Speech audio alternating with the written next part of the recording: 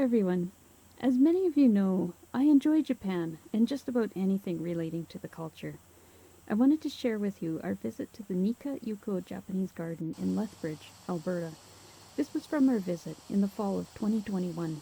Our first stop was to take a break, as we had just returned to the city. Sneaky Linden. Sneaky ninja. Sneaky Linden bit into his cookie before I could get a clip of it. Mine was some sort of green tea cookie.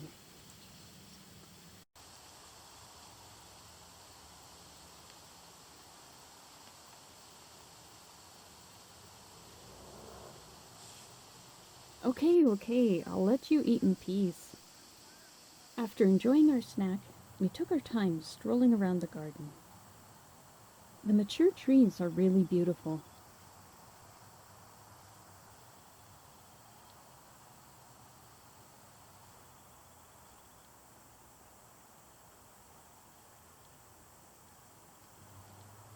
And some were even showing some autumn colors.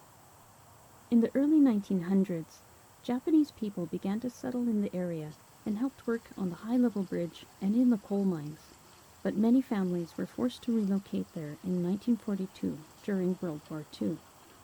After the war, some families moved away, but some stayed, and this led to the garden being built in 1967 during Canada's centennial year. It was a symbol of friendship between Canada and Japan. The first part of the name, Nika, is formed by the two countries, Ni from Nippon, which means Japan, and Ka from Canada. Yuko means friendship. The garden was built with the help of Tadashi Kubo, a garden designer and landscape architect who worked hard to consider the surrounding landscape and use. He also brought in elements of the Alberta landscape, and even rocks from the mountains were carefully placed in the garden.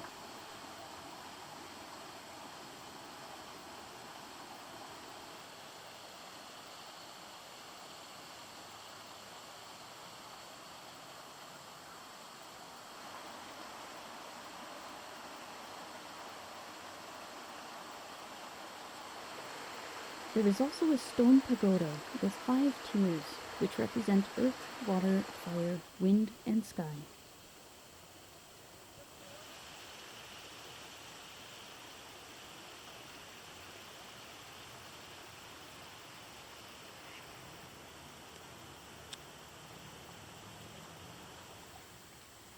Lanterns also decorate the garden and are placed specifically according to Japanese tradition.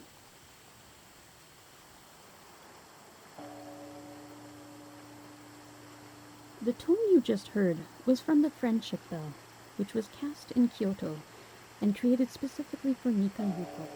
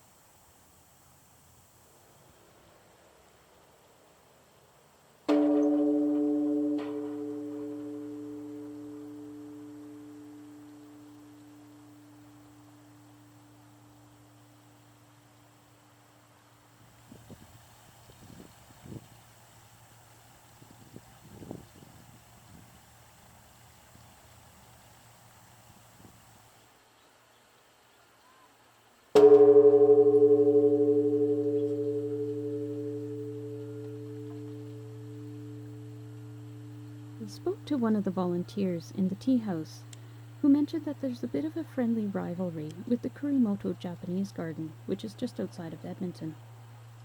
The bell at Nika Yuko is £750, while the one at Kurimoto is at £1,500. Come on, guys, size isn't everything.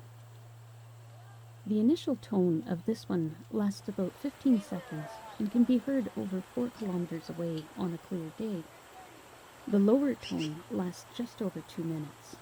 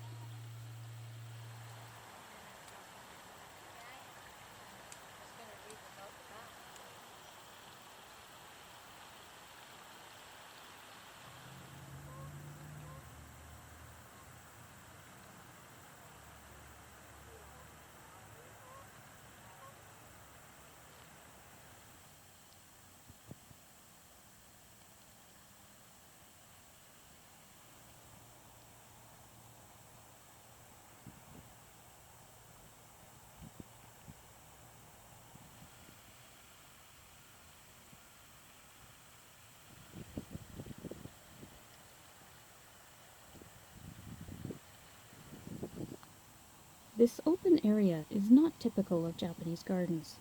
This represents the open fields that cover much of southern Alberta.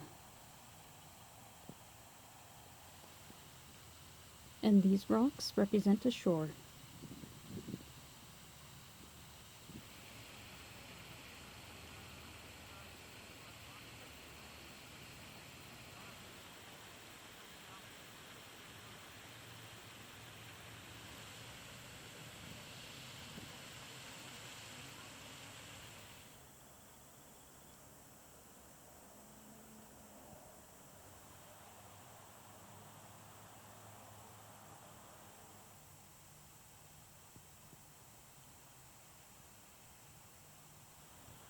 You can even make a wish at the well if you like. The wood of the buckets and the well are left unfinished, like much of the wood in the garden, so that they age over time, a concept called wabi-sabi.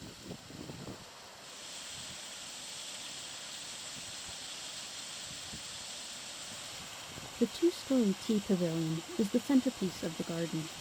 After admiring the different views of the garden, we removed our shoes and headed in. The tea pavilion was built from yellow cypress in Kyoto and then disassembled and reconstructed here. No nails were used in building it. With the restrictions getting easier, some of their previous activities have resumed. These include tea ceremonies, language classes, and meditation classes. For those who have visited Kyoto, this scene may look familiar. The rocks in this dry rock garden represent islands in a sea of sand.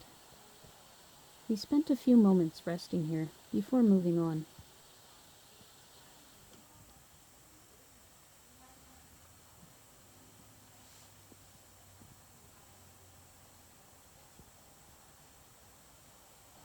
Although the garden is closed for the winter season, they built the Bunka Center outside, which lets them continue to offer events throughout the winter.